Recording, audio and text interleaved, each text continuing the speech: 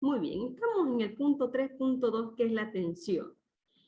Dentro de la atención tenemos los factores subjetivos y lo estamos desarrollando. Estamos viendo qué es el concepto y qué se activa dentro de estos factores, mientras se van conectando los demás.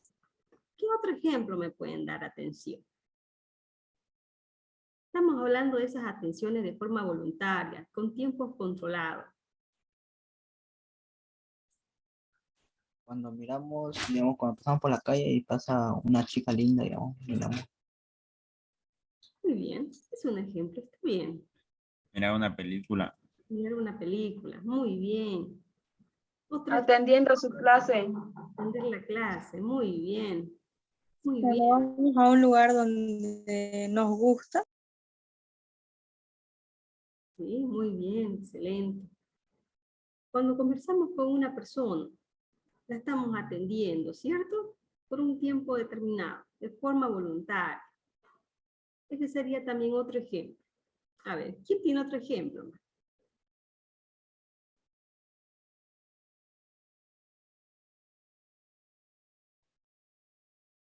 Muy bien, vamos a proceder. Con anterioridad, recalcábamos que dentro de los factores subjetivos se activaba la atención voluntaria y la atención selectiva. Muy bien. Y en este punto de aquí del tema, vamos a empezar a desarrollar qué es la atención voluntaria y qué es la atención selectiva. Los procesos cognitivos, dentro de este proceso cognitivo se encuentra la atención, y dentro de la atención los factores subjetivos, y dentro de los factores subjetivos se activa la atención voluntaria y la atención selectiva. La atención voluntaria es cuando una persona cree que verá, o según el interés que tenga en el estímulo, este activará su atención de forma controlada. Muy bien. Y la atención selectiva es la capacidad de seleccionar voluntariamente un foco de atención y mantener su intensidad con el contraste de los demás. La atención selectiva, este tipo de atención, se relaciona también con la atención sostenida. Se refiere a la capacidad de sostener la atención por periodos prolongados, por periodos de tiempos más prolongados. A eso hace referencia. Muy bien. Ya hemos dado breves ejemplos de atención voluntaria. Vamos a empezar a estudiar este punto del tema. ¿Quiénes desean participar? Oliver. Dentro de los factores subjetivos, ¿qué se activa? La atención voluntaria, que sería, y la voluntaria, y la atención selectiva. En la atención voluntaria es cuando una persona cree que verá o según el interés que tenga el estímulo. Este activará su atención de forma controlada. En la atención selectiva es la capacidad de seleccionar voluntariamente en foco de atención y mantener su intensidad en contraste con los demás. Muy bien. Recordemos también que la atención selectiva está relacionada con la atención sostenida. Denis, adelante, Denis. Los factores subjetivos, ¿qué activan? Activan la atención voluntaria y la atención selectiva. Muy bien, ¿qué es la La atención? atención voluntaria es cuando una persona cree que verá o según el interés que tenga el estímulo, este activará su atención de forma controlada. Muy bien. ¿Y la atención La selectiva? atención selectiva, seleccionar voluntariamente un foco de atención y mantener su intensidad en contraste con los demás. Este tipo de atención se relaciona también con la atención sostenida. Muy Se bien. refiere a la capacidad de sostener la atención con periodos prolongados de tiempo. Muy bien, Denis, excelente. Camila, los factores subjetivos. Dentro de los factores subjetivos, ¿qué se activa? Adelante, Camila. Se activa la atención voluntaria, que es cuando una verá o según el interés que tenga en el estímulo. Esta activará su atención de forma controlada. Y también se encuentra activa, que es la capacidad de seleccionar voluntariamente un foco de atención y mantener su intensidad en contraste con con los demás. Muy bien. María Inés, adelante. Los factores subjetivos. ¿Qué se activa dentro de estos factores subjetivos? Se activa la atención voluntaria y la atención selectiva. La atención voluntaria es cuando una persona cree que verá o según el interés que tenga en el estímulo. Esta activará su atención de forma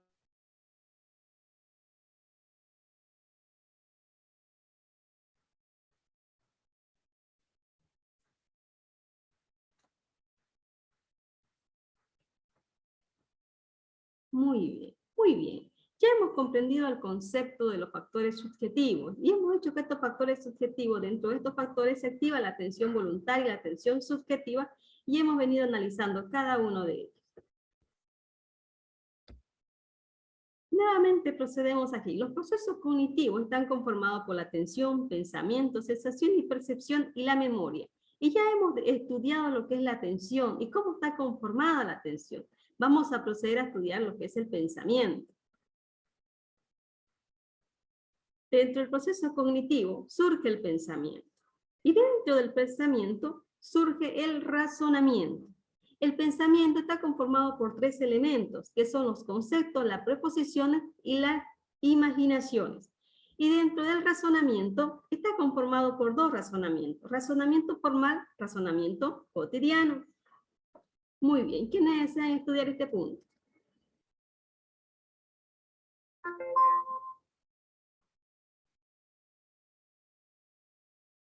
Muy bien, Denis.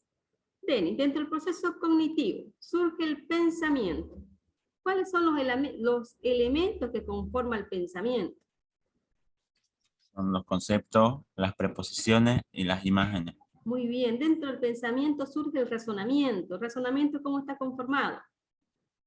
Por el razonamiento formal y el razonamiento cotidiano. Muy bien, excelente. Jocelyn, dentro del proceso cognitivo tenemos el pensamiento. ¿Cómo se conforma el pensamiento? Por los conceptos, las preposiciones y las imágenes. Muy bien. Dentro del pensamiento tenemos el razonamiento. ¿Cómo está conformado el razonamiento? Por el razonamiento formal y el razonamiento cotidiano. Muy bien. Leticia, dentro del proceso cognitivo tenemos el pensamiento. Surgen tres elementos dentro del pensamiento. ¿Cuáles son esos tres? Son los conceptos, las preposiciones y las imágenes. Muy bien. Dentro del pensamiento surge el razonamiento. Está conformado En el por... razonamiento está conformado por el razonamiento formal y el razonamiento cotidiano. Muy bien, Leticia. María, dentro del proceso cognitivo tenemos el pensamiento. El pensamiento está conformado por tres elementos. ¿Cuáles son esos elementos? Los conceptos, las preposiciones, las imágenes. Muy bien. Dentro del pensamiento tenemos el razonamiento. Y el razonamiento está conformado por dos partes. ¿Cuáles serían? Está el razonamiento formal y el razonamiento cotidiano. Muy bien. Oliver, en el proceso cognitivo tenemos el pensamiento. El pensamiento está conformado por tres elementos. ¿Cuáles serían? Serían los conceptos, las preposiciones, las imágenes. Muy bien. Dentro del pensamiento surge el razonamiento. Y esto está conformado en dos partes. ¿Cuáles serían? El razonamiento formal, el razonamiento cotidiano. Muy bien. Aileen, los procesos cognitivos. Dentro del proceso cognitivo tenemos el pensamiento. Dentro del pensamiento se divide en tres elementos. ¿Cuáles serían? Los conceptos, las preposiciones y las imágenes. Muy bien. Dentro del pensamiento surge el razonamiento y está dividido en dos partes. ¿Cuáles serían? El razonamiento formal y el razonamiento cotidiano. Muy bien, excelente. Permítanme un instante, por favor, voy a verificar. Muy bien, sí, estamos bien. Muy bien. Ya estamos comprendiendo cómo está conformado el pensamiento y qué surge dentro del pensamiento. Surge el razonamiento. Vamos a proceder ahora a estudiar cada uno de estos puntos.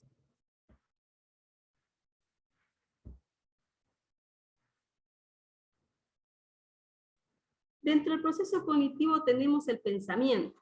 Se define como la actividad por la cual podemos manipular la información que disponemos del mundo externo. Pero esta información no se mantiene, de forma estática. El pensamiento no permite modificar las presentaciones que hacemos creando, las presentaciones que hemos creado del mundo externo, uniendo dos eventos diferentes, transformando una figura, creando una escena nueva, etc. Se refiere a nuestra capacidad de generar ideas, solucionar problemas, tomar decisiones. A eso estamos haciendo referencia cuando decimos pensamiento. A la capacidad de generar ideas, solucionar problemas, tomar decisiones. Y daríamos un ejemplo en pensamiento. Un ejemplo básico sería, si cada día ahorro un poco más, al final del mes tendría la cantidad de dinero suficiente para poderme comprar tal cosa. Sería un pensamiento. Muy bien, vamos a estudiar este punto. Denis, dígame, Denis, ¿qué es pensamiento? El pensamiento se define como la actividad por la cual podemos manipular la información del mundo externo, pero esta información no se mantiene de forma estática.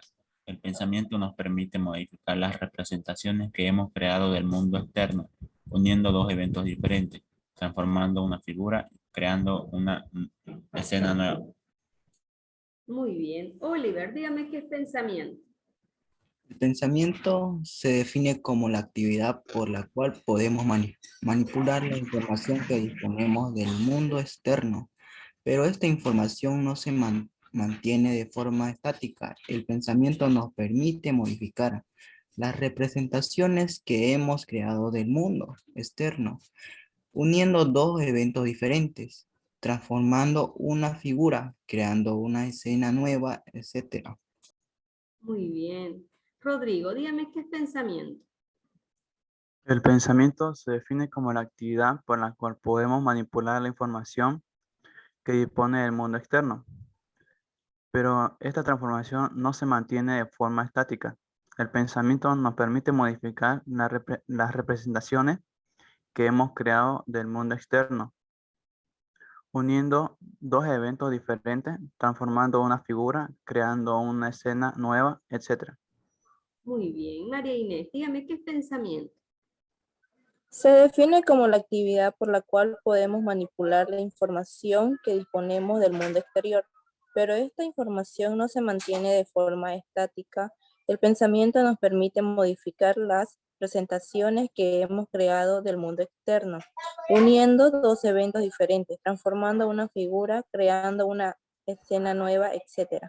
Muy bien, excelente. Muy bien, estamos comprendiendo lo que es el concepto de pensamiento, la capacidad de generar ideas, solucionar problemas, tomar decisiones. El pensamiento nos ayuda mucho en tomar decisiones. Cuando nosotros vamos a tomar una decisión en nuestra vida, primero pensamos, ¿cierto? Para tomar esa decisión. Tenemos que pensar para tomar una decisión. Vamos a ver ejemplos de pensamiento. Decíamos un ejemplo breve que era así. Que era, si cada día ahorro un poco más, al final del mes tendré la cantidad de dinero para comprar tal cosa. Es un pensamiento. Otro pensamiento sería, si el lunes tengo un parcial, entonces pienso, estudiaré para ese parcial. Estoy pensando en ese examen, así. Ejemplos referentes a pensamiento. ¿Usted me podría dar algún ejemplo? Adelante, Heidi. Heidi, Stephanie, adelante.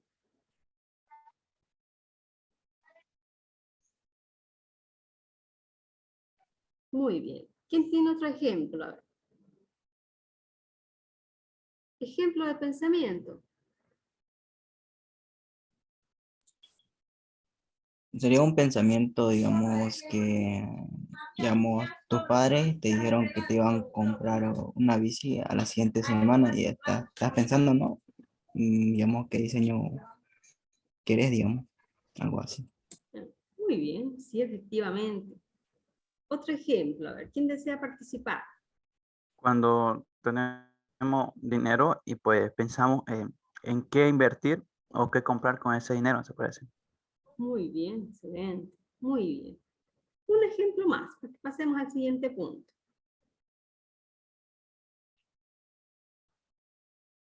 Un ejemplo más de pensamiento. A ver, ¿quién desea participar? Cuando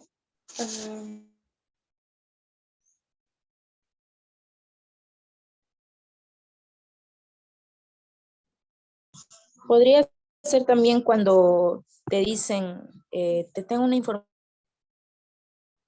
ya uno se pone a pensar de qué nos dirá, qué va a pasar o qué es lo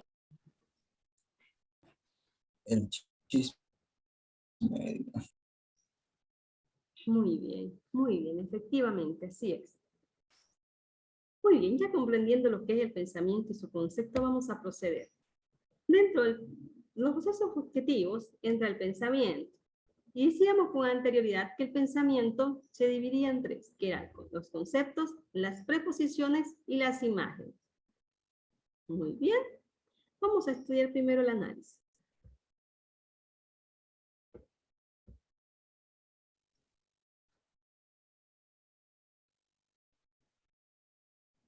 Los conceptos es toda la información que vamos recogiendo del mundo externo.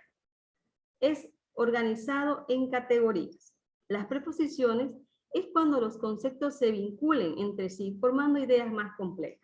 Y las imágenes es la representación mental del objeto real, es decir, que creamos una copia del objeto y lo guardamos, tratando de conservar sus cualidades más importantes. Vamos a dar un breve ejemplo en estos tres elementos de pensamiento. Imagínense un gato.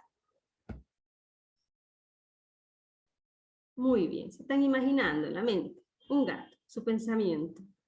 Ese es el gato que tienen en su casa, o el gato del vecino, o algún gato que hayan visto.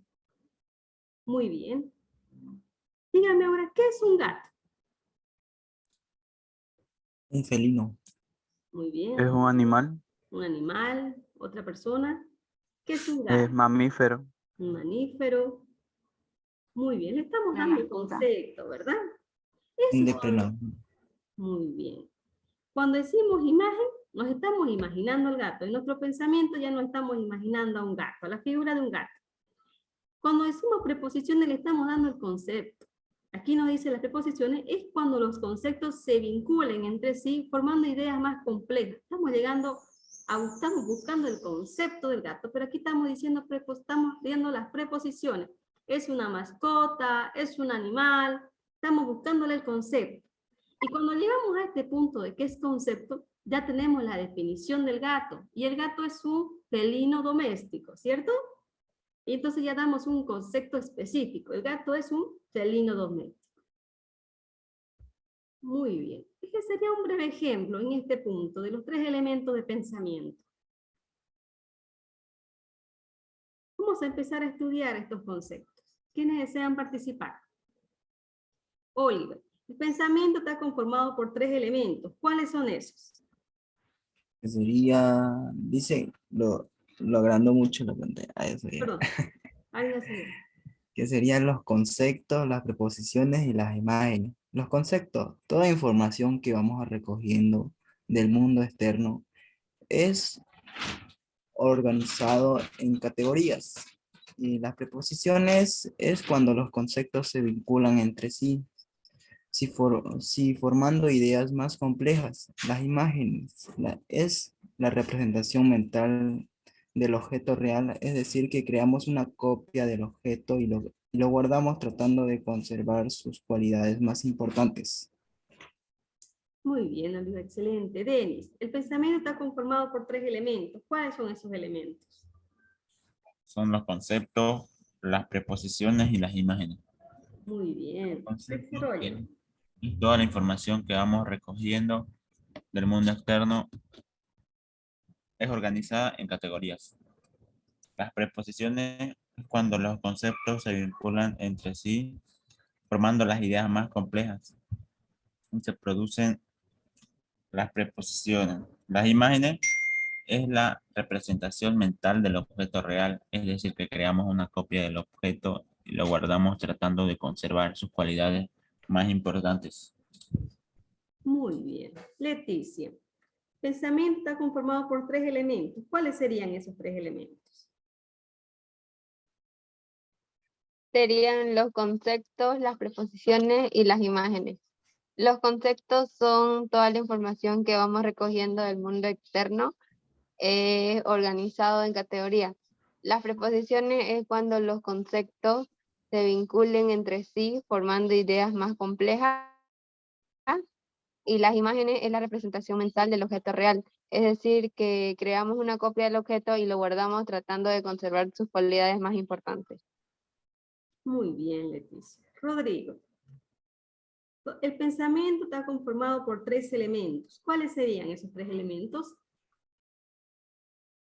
Los conceptos, las preposiciones y las imágenes. En los conceptos, toda información que vamos recogiendo del mundo externo es organizado en categorías. Y en las preposiciones es cuando los conceptos se vinculan entre sí formando ideas más complejas.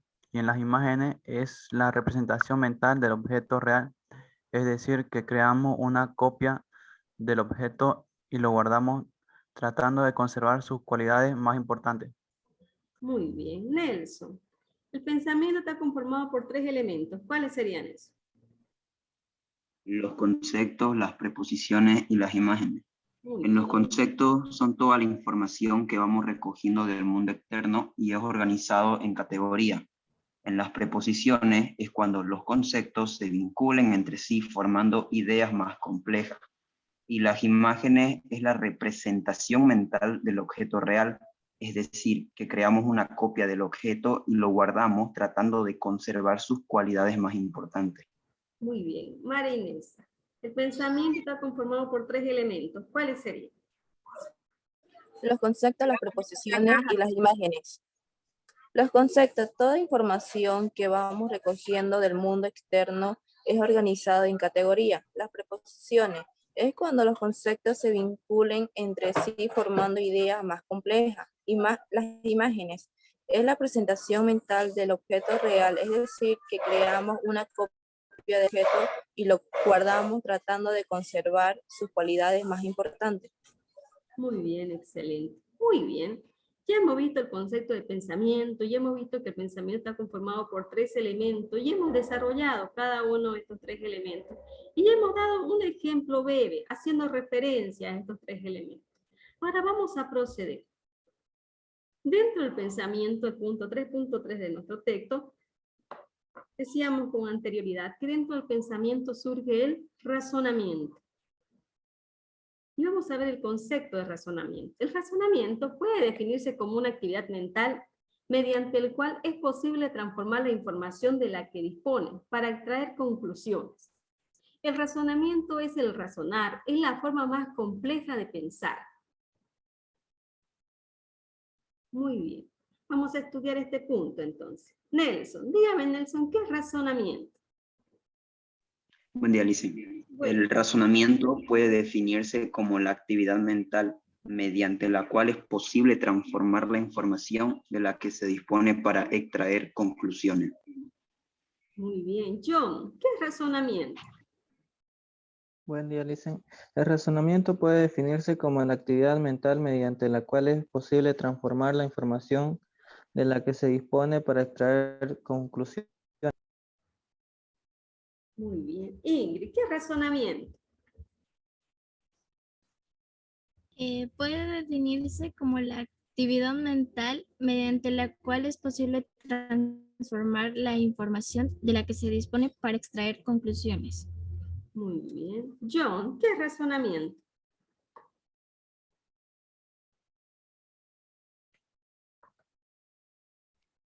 Perdón. Elber.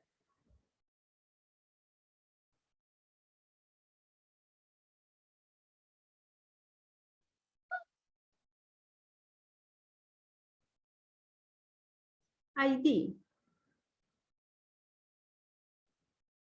Buenos días, Licen. Buen día. ¿Qué es el razonamiento? El razonamiento puede definirse como la actividad mental mediante la cual es posible transformar la información de la que se dispone para extraer conclusiones. Muy bien. Estamos viendo el concepto de razonamiento. El razonamiento es el razonar, es la forma más compleja de pensar. Y aquí vemos un breve ejemplo, esta niña, ¿no? Razonando para los cálculos de matemática. A eso estamos haciendo referencia cuando hablamos de razonamiento. ¿Quién tiene algún breve ejemplo de razonamiento? Adelante, Nelson. ¿Desea dar algún ejemplo, Nelson?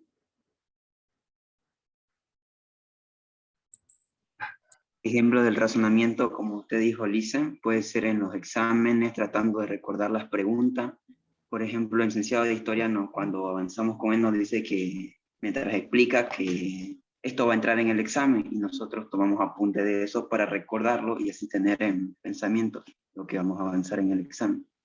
Muy bien, excelente. Muy bien, vamos a proceder. Ya comprendiendo lo que es el razonamiento y dando un breve ejemplo, vamos a seguir comprendiendo.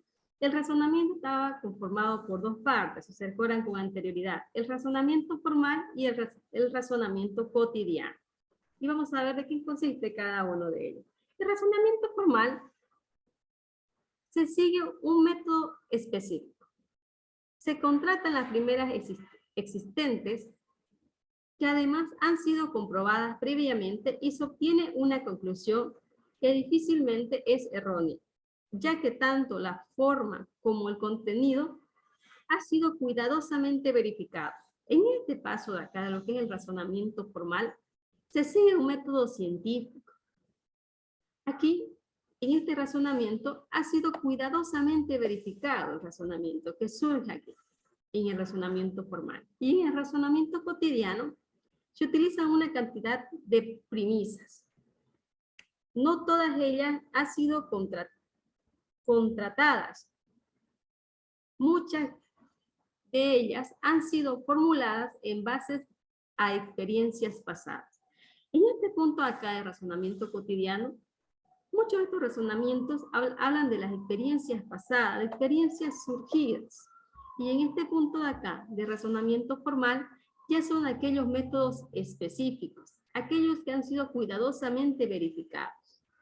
Muy bien, vamos a estudiar un poquito estos análisis para pasar al siguiente punto. ¿Quiénes desean practicar? Leticia. Leticia, el razonamiento se divide en dos partes. ¿Cuáles son? El razonamiento formal y el razonamiento cotidiano. Muy bien. ¿Qué es el razonamiento formal? El razonamiento formal es el que sigue un método específico que se contrastan las primicias existentes, que además han sido comprobadas previamente y se obtiene una conclusión que difícilmente es errónea, ya que tanto la forma como el contenido ha sido cuidadosamente verificado. Muy bien. Y el razonamiento cotidiano es el que se utiliza una cantidad de premisas. No todas ellas han sido contratadas y muchas de ellas han sido formuladas en base a experiencias pasadas. Muy bien, excelente. Camila, en el razonamiento se divide en dos partes, el razonamiento formal y el razonamiento cotidiano. ¿Qué es el razonamiento formal? Es el que sigue un método específico, se contrastan las primicias existentes que además han sido comprobadas previamente y se obtiene una conclusión que difícilmente es errónea, ya que tanto la forma como el contenido ha sido cuidadosamente verificado. Muy bien. ¿Y qué es el razonamiento cotidiano? Se utiliza una cantidad de primicias. No todas ellas han sido contratadas y muchas de ellas han sido formuladas en base a experiencias pasadas. Muy bien. Denis, el razonamiento se divide en dos partes. ¿Cuáles son? Razonamiento formal y el razonamiento cotidiano. El razonamiento formal se sigue un método específico, se contrastan las premisas existentes que además han sido comprobadas previamente y se obtiene una conclusión que difícilmente es errónea, ya que tanto la forma como el contenido ha sido cuidadosamente verificado. Y el razonamiento cotidiano se utiliza una cantidad de premisas. No todas ellas han sido contratadas, muchas de ellas formuladas en base a experiencias pasadas. Muy bien. Nelson, el razonamiento se divide en dos partes. ¿Cuáles son? Buen día, Licen. El razonamiento formal y el razonamiento cotidiano. Muy bien. ¿Qué es el razonamiento formal? El razonamiento formal se sigue un método específico. Se contratan las premisas existentes, que además han sido comprobadas previamente y se obtiene una conclusión que difícilmente es errónea, ya que tanto la forma como el contenido ha sido cuidadosamente verificado. Y el razonamiento cotidiano se utiliza una cantidad de premisas. No todas ellas han sido contratadas y muchas de ellas han sido formuladas en base a experiencias pasadas. Muy bien, excelente. Muy bien, ya comprendiendo lo que es el concepto de razonamiento y que el razonamiento se divide en dos, que es el razonamiento formal y el razonamiento cotidiano, vamos a proceder. Los procesos cognitivos, como decíamos anteriormente, están conformados por la atención, pensamiento, sensación y percepción y memoria. Y ya hemos venido estudiando la atención y hemos estudiado con anterioridad el pensamiento. Vamos a proceder a estudiar la sensación y percepción.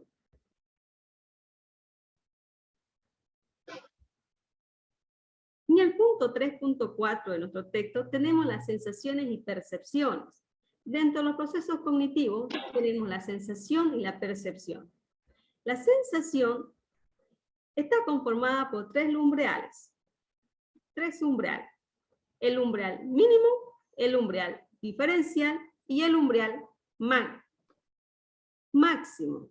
Y las percepciones, dentro de lo que es la percepción, surge la teoría de Gestalt. Y en la teoría de Gestalt se divide en la ley de alternancia, figura-fondo, ley de proximidad, ley de continuidad, ley de semejanza, la ley de cierre o pregnancia, ley de movimiento o destino común y ley de la buena forma. De esta forma está conformado el punto 3.4, que es sensación y percepción. Muy bien, vamos primero a empezar a estudiar este punto para poder pasar a procederlo y desarrollar cada uno de ellos. Leticia. Dentro del proceso cognitivo tenemos la sensación y percepción. ¿Cómo está conformada la sensación? La sensación está conformada por el umbral mínimo, el umbral diferencial y el umbral máximo. Muy bien. ¿Y la percepción? Y la percepción está conformada por la ley de alternancia figura-fondo, la ley de proximidad, la ley de continuidad, la ley de semejanza, la ley de cierre o pregnancia, ley del movimiento destino común y la ley de buena forma. Muy bien, excelente. Muy bien. Oliver, dentro del proceso cognitivo tenemos la sensación y la percepción. ¿Cómo está conformado la sensación? Está conformada la sensación, el umbral mínimo, el umbral diferencial, el umbral máximo.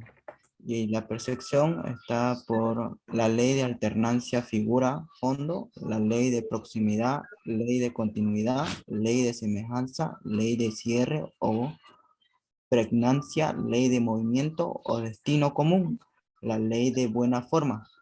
Lo que está de arreglar. Rodrigo, dentro del proceso cognitivo tenemos la sensación y la percepción. ¿Cómo está conformada la sensación? Está conformado por el umbral mínimo, el umbral diferencial y el umbral máximo. Y la percepción está conformada por la ley de alternancia, figura-fondo, la ley de proximidad, la ley de continuidad, la ley de semejanza, la ley de cierre o pregnancia, la ley de movimiento o destino común y la ley de la buena forma. Muy bien, Rodrigo. Tenis, dentro del proceso cognitivo tenemos la sensación y la percepción. ¿Cómo está conformado la sensación? Está conformado por el umbral mínimo, el umbral diferencial y el umbral máximo. Muy bien. ¿Cómo está conformado la percepción? Está conformado por la ley de proximidad, la ley de continuidad, la ley de semejanza, ley de cierre o pregnancia, ley de movimiento o destino común y la ley de buena forma. Muy bien, excelente. Muy bien. Muy bien, ya comprendiendo cómo está conformado lo que es la sensación y la percepción, vamos a proceder. Procedemos al siguiente punto. Y en este punto acá vamos a desarrollar la sensación.